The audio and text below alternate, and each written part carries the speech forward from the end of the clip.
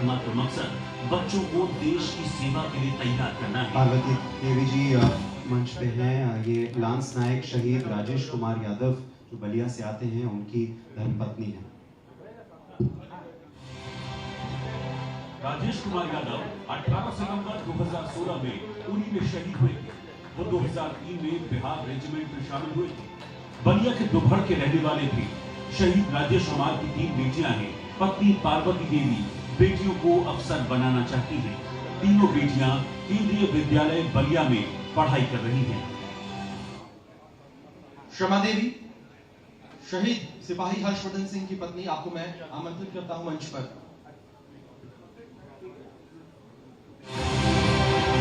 जम्मू कश्मीर में कायर आतंकवादियों के हौसले पस्त करने वाले हर्षवर्धन सिंह मिशेल बारामूला में 58 RR में तैनात थे।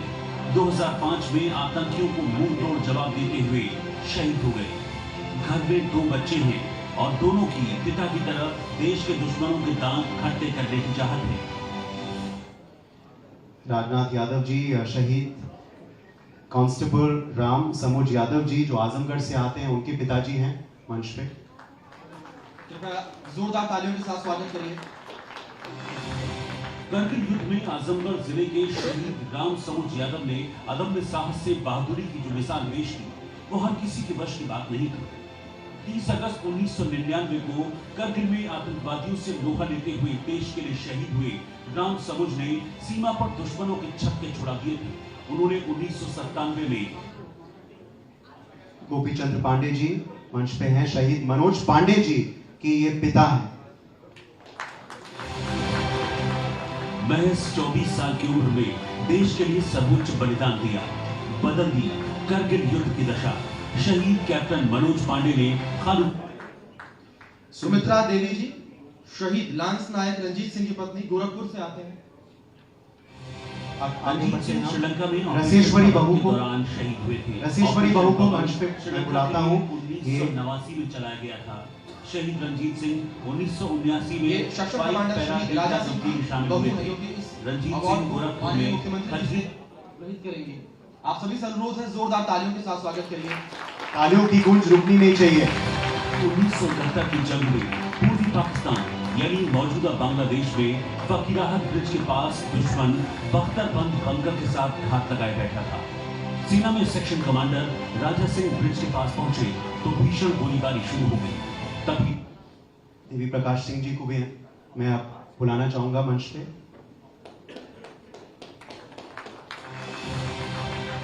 अयोध्या के रहने वाले देवी प्रकाश सिंह ने महज 28 साल में देश के लिए अपने प्राण न्यौछावर कर दिए।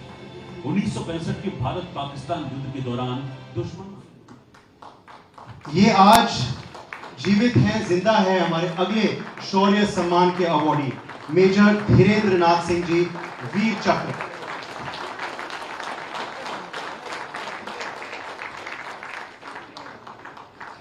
सन 1965 भारत पाकिस्तान जंग अद्भुत युद्ध कौशल, साहस और नेतृत्व क्षमता के कारण पाकिस्तानी सेना के हौसले पस्त करने वाले मेजर धीरेन्द्र नाथ सिंह को वीर चक्र से सम्मानित। उर्मिल तुली जी को अब मैं आमंत्रित करना चाहता हूं मंच पे। शहीद नरेंद्र तुली जी की पत्नी।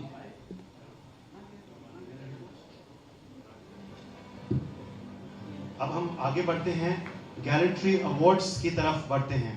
पहले गैलेंट्री अवार्ड्स दिए जाएंगे उन बहादुर 5 पुलिस अफसरों को जिन्होंने उमेश पाल के जो हत्यारे थे, असद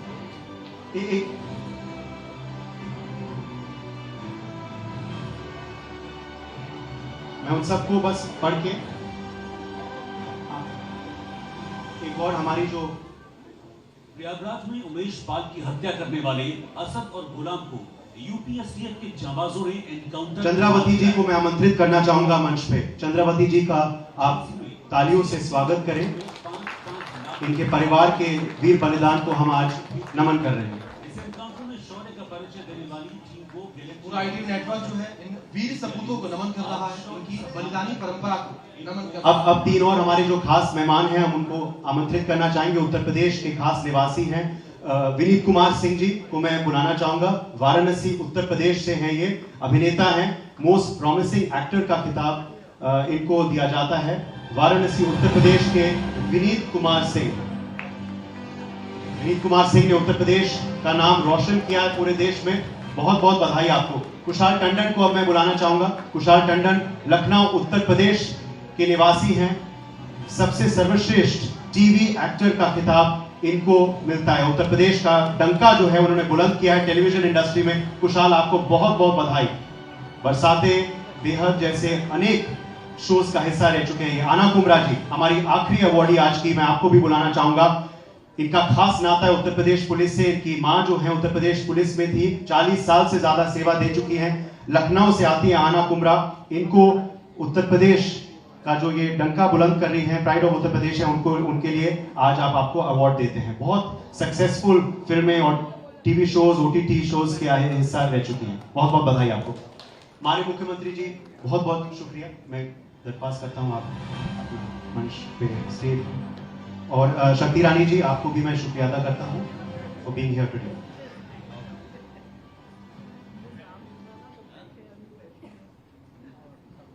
अब हमारे जो आज के मुख्य अतिथि हैं माननीय मुख्यमंत्री उत्तर प्रदेश योगी आदित्यनाथ जी, हम सब तहे दिल से आपके आभारी प्रकट करते हैं और हम सब बेसब्री से इंतजार कर रहे थे कि आपका मार्गदर्शन आज मिले।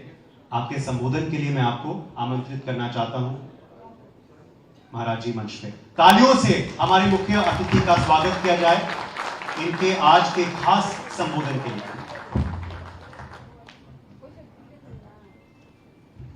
ITB के शौर्य सम्मान 2025 के आज के इस कार्यक्रम में ITB के MD और माननीय सांसद श्री कार्तिकेय शर्मा जी, ITB के CEO श्रीमती ऐश्वर्या पंडित जी,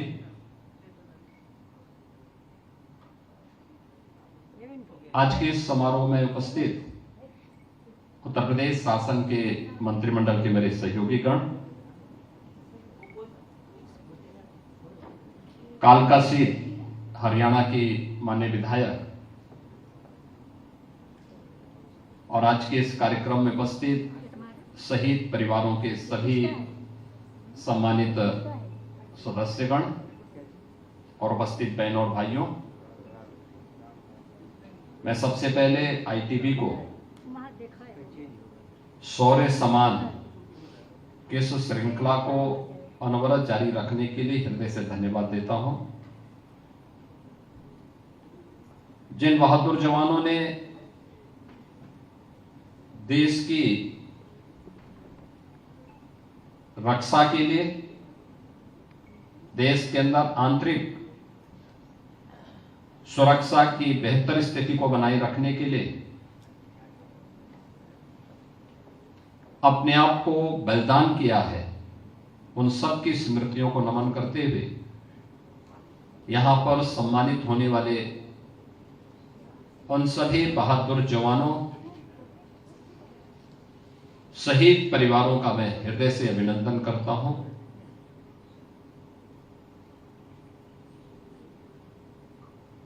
भारत की परंपरा इस बारे में हमेशा से हमें प्रेरित करती रही है कि शहीद का बलिदान कौम की जिंदगी होती है। देश के लिए, धर्म के लिए बलिदान होने वाली ये लंबी श्रृंखला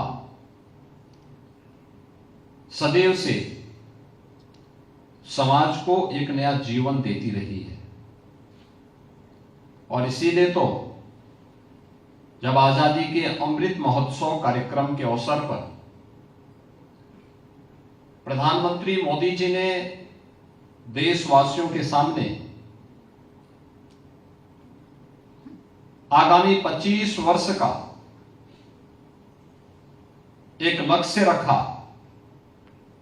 तो उस समय प्रधानमंत्री मोदी जी ने इस बात को कहा कि इसके लिए हर भारतवासी को, अगर भारत को एक विकसित भारत बनाना है,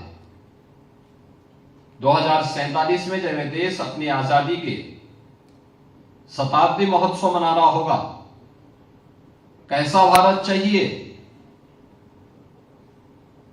उस विकसित भारत के निर्माण के लिए प्रधानमंत्री मोदी जी ने उस समय जो पंचप्रण की बात की, उस पंचप्रण के जो मुख्य बातें थी, उनमें गुलामी के अंशों को सर्वथा समाप्त करना, अपने महापुरुषों पर गौरव की अनुभूति करना और सुरक्षा बलों के जवानों का सम्मान देना। ये तीन बातें उनमें से बहुत महत्वपूर्ण हैं। याद करिए, वह जवान सर्दी, गर्मी, बरसात की परवाह के बगैर देश की सीमाओं की रक्षा करता है। हम जब यहां बैठे हुए हैं, इस कॉन्क्लेव में बैठे हुए हैं, इस समय भी देश की सीमाओं पर जहां पर टेम्परेचर -20, -25, -10 पहुंचा है, सजग होकर के भारत माता के वे जवान भारत की रक्षा करने के लिए सजग रूप में दिन रात खड़े होकर के हम सबको सुरक्षा प्रदान करते हैं। पूरा उत्तर भारत इस समय भीषण शीतलहरी की चपेट में है, लेकिन भीषण शीतलहरी के बावजूद भी हमारे सुरक्षा बलों के जवान, पुलिस बलों के जवान, वे निरंतर पेट्रोलिंग में रह करके आम जन के मन में सुरक्षा का एक भाव पैदा करते हैं। और अगर सुरक्षा का इस एहसास कराने वाले आर्मी के हों, पैरामिलिट्री के हों या पुलिस बल के उन जवानों का समाज सम्मान नहीं करेगा या शहीद परिवारों के बारे में समाज अगर सोचेगा नहीं, तो स्वाभाविक रूप से यह हम अपने राष्ट्रीय दायित्वों का ईमानदारी से निर्वहन नहीं कर पा रहे। और मैं आईटीबी को इस बात के लिए धन्यवाद दूंगा कि उन्होंने 1965 और 1971 के पाकिस्तान के खिलाफ हुए युद्ध में भी शहीद हुए परिवारों को या उन युद्धों में भागीदार बने हुए उस समय भारतीय सेना के जवानों को आज यहां सम्मान दिया। समय समय पर देश के अंदर अलग अलग स्थानों पर हुए विभिन्न प्रकार के ऑपरेशन का भाग रहे या उनको नेतृत्व देने वाले उन जवानों को, जो आज हमारे बीच में नहीं है लेकिन उनके परिवार, उनके प्रतिनिधि के रूप में हमारे बीच हैं, उनका सम्मान दिया। जब हम सुरक्षा की बात करते हैं और जब इस सम्मान की बात उसके साथ जोड़ते हैं, दो चीजें बहुत महत्वपूर्ण है। याद रखना, किसी भी सभ्य समाज के लिए सुरक्षा पहली प्राथमिकता होती है, पहली आवश्यकता होती है। उसके बगैर सभ्य समाज की परिकल्पना नहीं की जा सकती। एक समय रहा होगा जब सतयुग रहा होगा, स्वतःस्फूर्त भाव के साथ सब लोग धार्मिक मूल्यों और नैतिक मूल्यों के साथ जुड़े हुए थे, लेकिन समय के अनुरूप वातावरण बदलता गया और फिर व्यवस्था को नियंत्रित करने के लिए उस प्रकार की व्यवस्थाएं भी समय समय पर बनती रही, बिगड़ती रही। और आज हम स्वतंत्र भारत में रह रहे हैं तो स्वाभाविक रूप से स्वतंत्रता का एहसास हो, लेकिन हमारी स्वतंत्रता दूसरे की स्वतंत्रता में बाधा न बने, इसके लिए इस देश ने जब आजादी का एहसास और आजादी के पूर्व देश की एक संविधान सभा बनी और संविधान सभा ने भारत को एक संविधान दिया। बाबा साहब भीमराव अंबेडकर ने संविधान के शिल्पी के रूप में जो संविधान हमें दिया, इसके अनुसार सुरक्षा की पहली शर्त सुशासन है और उस सुशासन की स्थापना के लिए जो जवान दिन रात एक करके कार्य करते हैं, लगे रहते हैं, उनको सम्मान देना ये वास्तव में अपने राष्ट्रीय दायित्वों का निर्वहन करने जैसा है और आज एक कार्य आईटीबी यहां पे कर रहा है। मुझे बताते हुए आप सबके सामने कोई संकोच नहीं, 2017 के पहले का उत्तर प्रदेश भी आपके सामने है और आज का उत्तर प्रदेश भी आपके सामने है। 2017 के पहले के उत्तर प्रदेश में पहचान का संकट था, कोई सुरक्षित नहीं था, ना बेटी सुरक्षित थी, ना व्यापारी सुरक्षित था। नौजवान के भविष्य के साथ खिलवाड़ हो रहा था, उसके पास नौकरी भी नहीं थी, रोजगार भी नहीं था। प्रदेश की पहचान एक दंगाग्रस्त और अराजक प्रदेश के रूप में थी। आज उत्तर प्रदेश एक सुरक्षित उत्तर प्रदेश के रूप में है और सुरक्षित उत्तर प्रदेश का एहसास कैसे होता है? आज आप देखते होंगे कि स्वतःस्फूर्त भाव के साथ सभी कार्यक्रम प्रदेश के अंदर संचालित हो रहे हैं। तंत्र वही है, केवल सरकार के चेहरे बदल गए। ये वही प्रदेश जहां पहले कोई निवेश नहीं करता था, ये वही प्रदेश जहां पे 2017 के पहले एक भी परीक्षा ऐसी नहीं थी जिसकी शुचिता और पारदर्शिता पर गंभीर प्रश्न न खड़े हुए हों। ये वही प्रदेश है जहां का नौजवान पलायन करने के लिए मजबूर होता था। ये वही प्रदेश है जहां पर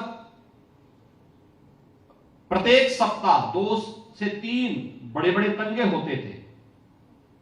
आज उस प्रदेश में हम कह सकते हैं कि दंगा मुक्त प्रदेश है, दुनिया का सर्वाधिक निवेश को आमंत्रित करने वाला प्रदेश है। बिना भेदभाव के प्रत्येक तबके के व्यक्ति को योग्यता के आधार पर नौकरी की, सरकारी नौकरी देने की भी और निजी क्षेत्र में भी रोजगार और नौकरी उपलब्ध कराने की गारंटी देने वाला प्रदेश है। जिस प्रदेश में पहले 40,000 करोड़ रुपए का निवेश नहीं आता था, आज उस प्रदेश में हमें 40 लाख करोड़ रुपए के निवेश के प्रस्ताव प्राप्त होते हैं। जिस प्रदेश में पहले 100 नौकरी निकलती थी, 10 लाख लोग एप्लीकेंट होते थे, आज उस प्रदेश में जब निवेश आता है 40 लाख करोड़ का, तो अपने साथ 1.25 करोड़ नौकरी की गारंटी भी देता है। ये बदली हुई जो परिस्थितियां हैं, इसकी नींव में सुरक्षा और कानून व्यवस्था की बेहतर स्थिति कारण है, लेकिन इसके लिए हम लोगों ने अपने जवान भी खोए हैं और इसीलिए प्रदेश सरकार ने 2017 में आने के बाद अपनी एक पॉलिसी भी बनाई। पॉलिसी बनाई कि कोई जवान सुरक्षा और कानून व्यवस्था की स्थिति को बनाए रखते हुए शहीद होता है, उसके परिवार का जिम्मेदारी सरकार देगी।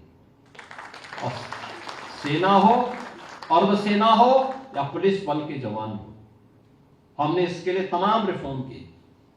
ट्रेनिंग के तरीकों को बदला, उसमें उनकी क्षमता को बढ़ाया, पुलिस के अवस्थापना सुविधाओं को हमने विस्तार किया